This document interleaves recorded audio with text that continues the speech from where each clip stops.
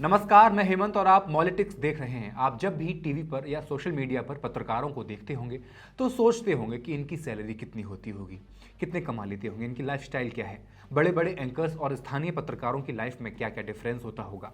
तो सुनिए, पे स्केल और शिक्षा 2026 की रिपोर्ट्स बताती हैं कि अपने करियर की शुरुआत करने वाले एक पत्रकार की एवरेज सैलरी, जिसको या तो बिल्कुल भी अनुभव नहीं है या 2 साल तक का एक्सपीरियंस है, उसकी एवरेज सैलरी महज 1.5 लाख से 2.5 लाख रुपए सालाना होती है एक साल की। यानी एक नया रिपोर्टर महीने में सिर्फ 12,000 से 19,000 रुपए कमाता है। आज के दौर में जब नोएडा और दिल्ली में ही देश के सबसे ज्यादा मीडिया हाउसेज हैं, यहाँ एक कमरा तक 10 से 12,000 का मिलता है। अब देश का पत्रकार इन पैसों में खबर ढूंढे या अपनी 2 वक्त की रोटी। हैरानी की बात यह है कि 10 से 15 साल का तजुर्बा एक्सपीरियंस रखने वाले पत्रकारों की एवरेज सैलरी भी 5 लाख से 5.5 लाख 6 लाख सालाना तक जाती है, यानी मंथली 45 से 50,000 रुपए। जहां एक तरफ रिपोर्ट्स अर्नब गोस्वामी और सुधीर चौधरी जैसे बड़े बड़े चेहरों की सैलरी 5 करोड़ 6 करोड़ से 15 करोड़ तक सालाना बताती हैं, वहीं दूसरी तरफ ग्राउंड पर काम करने वाला आम रिपोर्टर 3 लाख रुपए साल के लिए भी जद्दोजहद कर रहा है। लेकिन आप 21 नवंबर 2025 की तारीख को याद रखना, जब अखबारों के पन्ने सरकार के भारी भरकम आत्मनिर्भर भारत वाले विज्ञापनों से भरे पड़े थे। लेबर लॉज में बदलाव हुए, कहा गया गिग वर्कर्स और ऑनलाइन प्लेटफॉर्म्स पर काम करने वालों के लिए एक नए युग की शुरुआत होने जा रही है।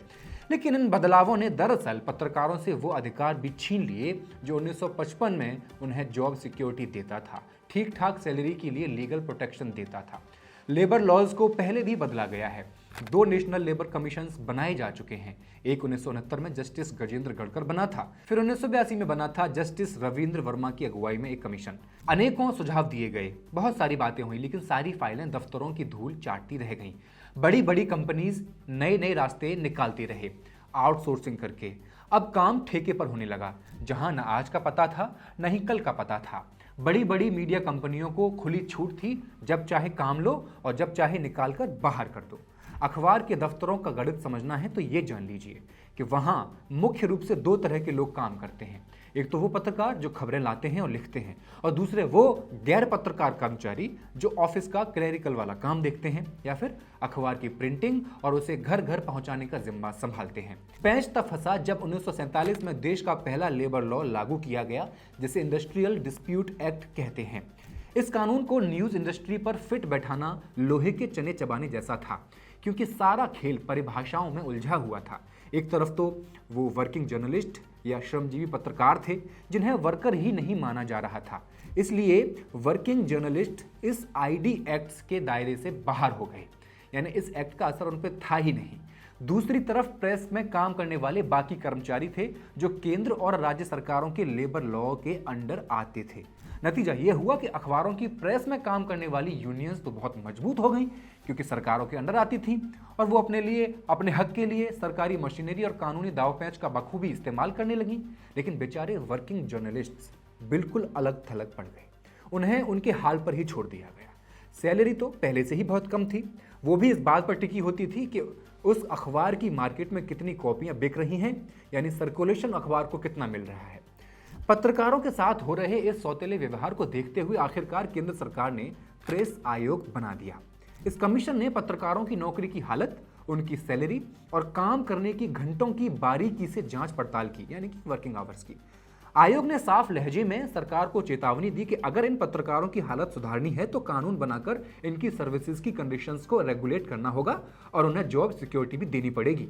इसमें नोटिस का पीरियड तय करना होगा, ग्रेच्युटी, पीएफ तय करने वाले काम करने होंगे, काम के घंटे निर्धारित करने होंगे, मिनिमम सैलरी डिसाइड करनी होगी कि कम से कम कितना पे करेंगे, और पेड लीव जैसी बुनियादी अधिकारों की भी मांग कर दी गई। आयोग ने इंडस्ट्रियल एम्प्लॉयमेंट एक्ट 1946 और ईपीएफ एक्ट 1952 जैसे सख्त कानूनों को न्यूज इंडस्ट्री पर भी लागू करने का सुझाव दिया, ताकि पत्रकारों को कोई भी रसूखदार मालिक अपनी उंगलियों पर नचा ना सके।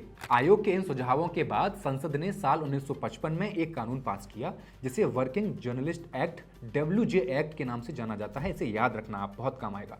इस कानून ने पहली बार यह साफ किया कि कौन अखबार है, किसे अखबार का कर्मचारी माना जाएगा, श्रमजीवी पत्रकार की परिभाषा क्या होगी और गैर पत्रकार कर्मचारी यानी कि क्लर्क कौन कहलाएंगे। डब्ल्यूजे एक्ट ने पत्रकारों को सीधे तौर पर इंडस्ट्रियल डिस्प्यूट एक्ट यानी आईडी एक्ट के सुरक्षा घेरे में लाकर खड़ा कर दिया।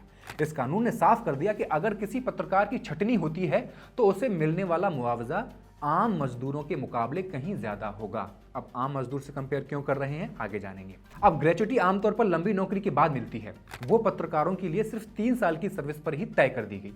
पहली बार पत्रकारों के वर्किंग आवर्स और उनकी छुट्टियों के हक को कानूनी मान्यता दी। सबसे बड़ा बदलाव यह हुआ कि केंद्र सरकार ने सैलरी तय करने की ताकत अपने हाथों में ले ली थी। सरकार ने वेज बोर्ड बनाने का फैसला किया। वेज बोर्ड, इसका भी नाम याद रखिए, आगे बहुत कम आएगा।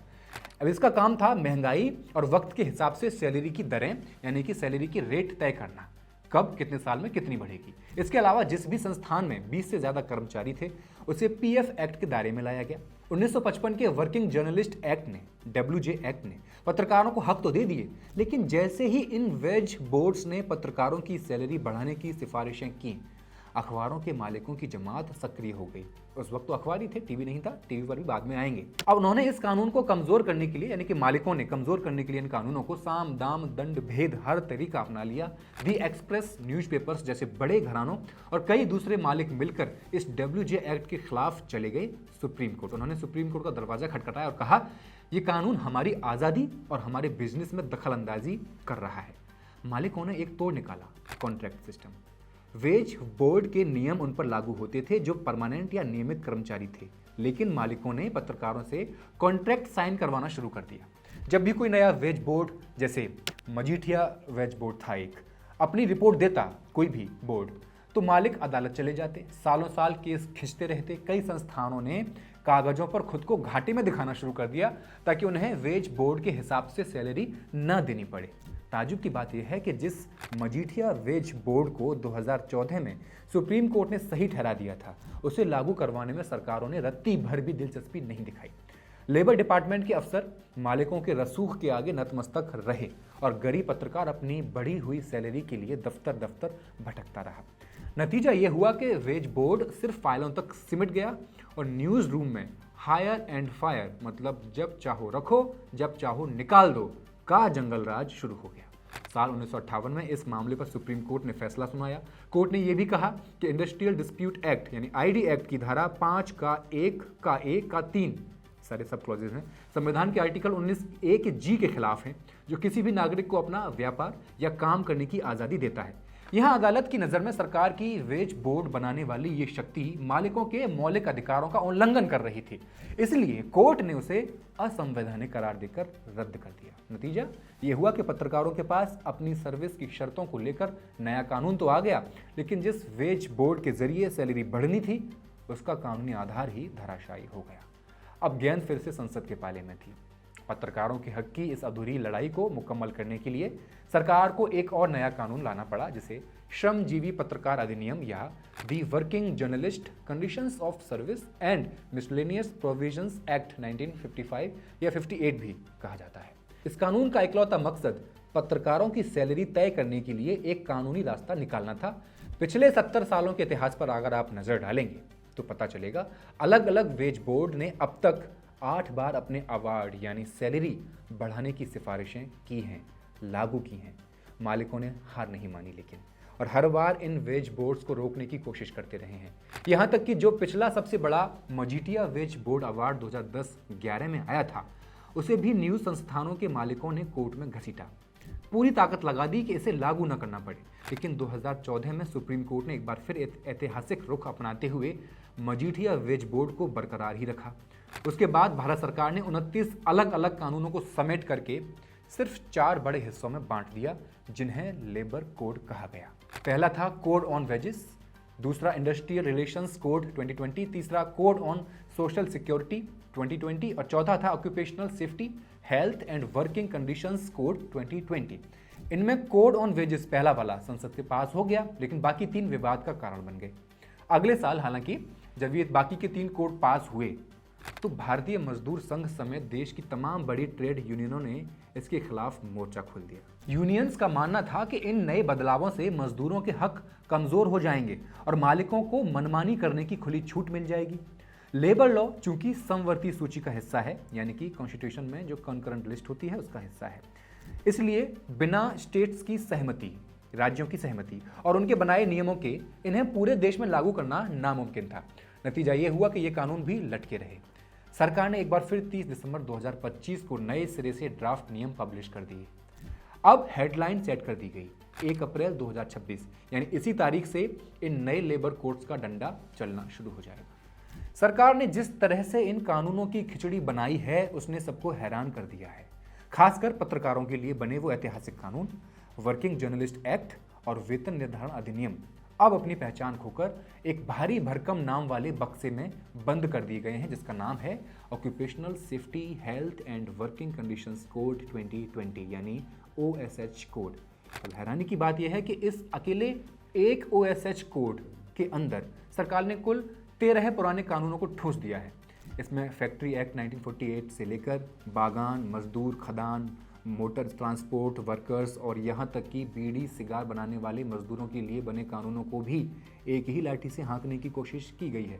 यानी कि पत्रकार अब इन सब की कैटेगरी में आएंगे। कॉन्ट्रैक्ट लेबर को ख़त्म करने और रेगुलेट करने वाला 1970 का कानून भी अब इसी कोड का हिस्सा बना दिया गया है। सरकार ने इन सबको एक ही फ्रेम में फिट तो कर दिया, लेकिन ये किसी को समझ नहीं आ रहा कि आखिर पत्रकारिता जैसे प्रोफेशन को खदानों और फैक्ट्रियों में काम करने वाले श्रमिकों के साथ एक ही कतार में क्यों खड़ा किया गया है। जो लीगल सिक्योरिटी पत्रकारों को एक रसूखदार एडिटर या रिपोर्टर के तौर पर मिलती थी, वो उन्हीं नियमों से तय होगी जो एक फैक्ट्री वर्कर या कॉन्ट्रैक्ट लेबर के लिए बने हैं। सबसे बड़ी बात, OSHW कोड की धारा 143 के तहत सरकार ने एक पूरी लिस्ट जारी की है, जिसमें वर्किंग जर्नलिस्ट एक्ट और सैलरी तय करने वाले 1958 के कानून जैसे तमाम पुराने ढाल तलवारों को कबाड़ घोषित कर दिया गया है। सरकार ने 21 नवंबर 2025 को ही वो नोटिफिकेशन जारी कर दिया था, इसलिए बोला था कि तारीख याद रखें। अभी पुराने कानून कानूनी तौर पर रद्द यानी खत्म माने जा रहे हैं। 1955 के बाद देश के इतिहास में ये पहली बार हुआ है कि पत्रकारों और न्यूज़ एजेंसियों में काम करने वाले कर्मचारियों के लिए कोई विशेष कानून वजूद में नहीं है। OSHW कोड की धारा 25 को देखिए, जो वर्किंग आवर्स की बात तो करती है। इसके मुताबिक पत्रकारों की ड्यूटी 8 घंटे की होगी। धारा 26 बताती है एक हफ्ते में कितने वर्किंग डेज होंगे। 7 दिनों में 24 घंटे की छुट्टी का प्रावधान किया गया है, लेकिन पुराने कानून में सुबह 10 बजे से शाम के 6 बजे तक की बात की गई थी कि काम होगा। उसका इस नए कानून में नामो निशान तक नहीं है। यानी अब आपकी शिफ्ट की टाइमिंग और उसकी गंभीरता पूरी तरह मैनेजमेंट के रहमो करम पर है। इस नए कोड में वेतन को बढ़ाने या उसे रिवाइज करने का कोई जिक्र नहीं है। साथ ही अगर किसी पत्रकार की छटनी होती है तो उसे मिलने वाला मुआवजा आम कर्मचारियों से कहीं ज़्यादा होता था, लेकिन ये नया OSHW कोड आपको वो सारी खास सुरक्षाएं आपसे छीन लेगा, सारी सिक्योरिटीज़ छीन लेगा।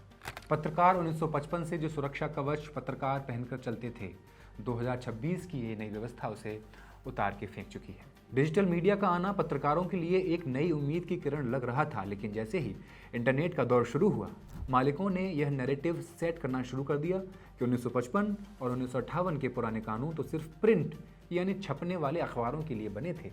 उन्होंने दलील दी कि डिजिटल न्यूज़ रूम में काम करने वाला बंदा तो सॉफ्टवेयर प्रोफेशनल या कंटेंट क्रिएटर है, वो उस पुराने वर्किंग जर्नलिस्ट एक्ट की परिभाषा में फिट ही नहीं बैठता है। इसलिए मालिकों ने डिजिटल प्लेटफॉर्म्स पर काम करने वाले हजारों लाखों पत्रकारों को वेज बोर्ड की सिक्योरिटी से पूरी तरह बेदखल कर दिया। सरकार ने भी इस पर चुप्पी साध ली और कभी ये साफ नहीं किया कि न्यूज़ चाहे कागज़ पर छपे या मोबाइल की स्क्रीन पर दिखे, उसे लाने वाला तो पत्रकार ही है।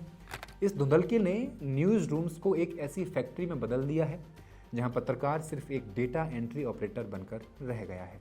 इतना ही नहीं, गिग इकोनॉमी के नाम पर फ्रीलांसिंग और कॉन्ट्रैक्ट पर काम करने का ऐसा जाल बुना गया कि संस्थानों ने पक्की नौकरियां अब खत्म ही कर दी हैं।